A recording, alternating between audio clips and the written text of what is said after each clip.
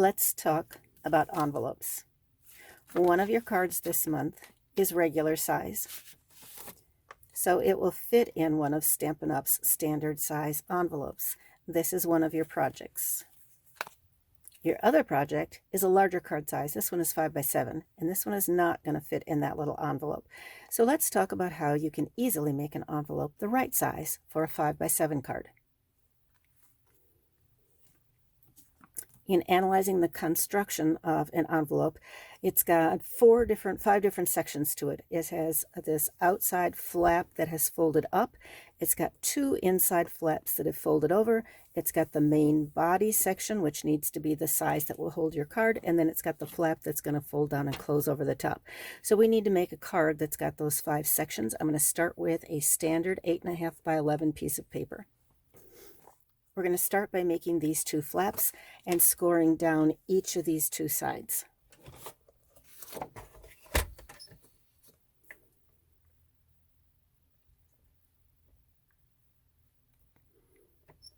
I'm going at 1/2 inch. This is going to create a card larger than what's needed, but if there's any bulk on the project, it can handle the bulk and the thickness of the card. So again, 1/2 inch. I've scored long ways on both edges, 1/2 inch. That's going to make the 2 side flaps on this envelope. Now I'm going to go here and score at 2 1/4 and rotate it 90 degrees and do 3 1/2.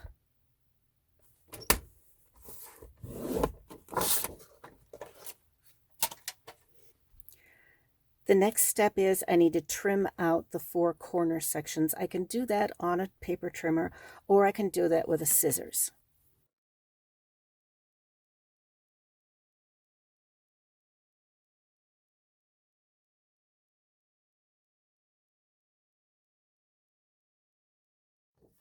For a finished look on top, I'm going to trim off these 2 corners.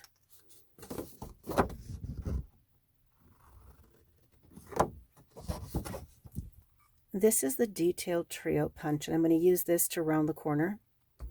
It has a corner rounder. It will punch a hole, and then it makes this decorative detail on the corner of a punched piece, and you have an example of that there on the page with the snowman. I'm going to use it to round the corners.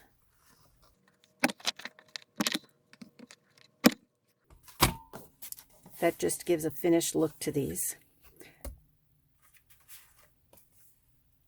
So here's my normal size envelope, and now we're ready to do the folding on here. These pieces are going to fold up and be the side flaps.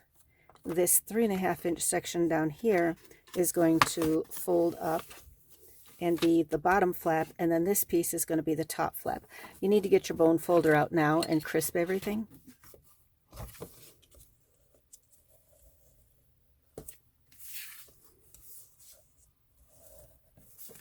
And actually, to make this corner lay more nicely, I'm going to just trim this in too. This is just for construction ease and making it fold more nicely. So at this point, I can come back and put my adhesive on the back of this sheet, not all the way up, but I am going to put a liner on this one. I always like to have my envelopes match my cards if I can. So I'm going to come back and round the corners on this as well.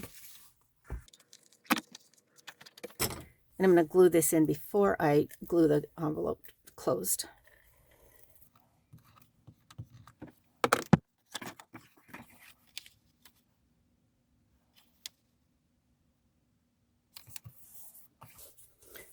You can use liquid glue, or what my preferred is the tear and tape. This makes a really strong bond, and it's quick. It doesn't have to take time to dry like the liquid glue does. It tears really easily, so my length needs to be something that will be underneath that flap and not below where I trimmed off that corner. So this will work nicely. And same thing on the other side.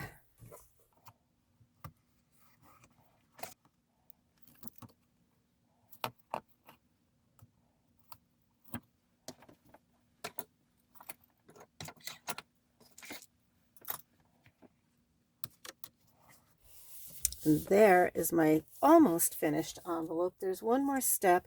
You want to make sure that the card is going to fold nicely. So I'm going to use my bone folder and just strengthen the crease, or create a crease in the designer paper. Fold it over and then come back and smooth it out.